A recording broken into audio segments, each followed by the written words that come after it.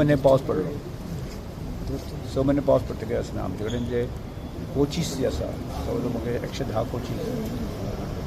म्हणजे ताचो पावसांत ताचो खूब उपयोग जायना म्हणजे ताचो सॅलरी तशें म्हाका सादारणचे 1,00,000-1.5 लाख पर्यंत आसा पण ताजें युटिलायझेशन जे जावपाक जाय तें जायना लक्षात आनी त्यामुळे आमी विचार करताले कशाक की ज्या जाग्याचेर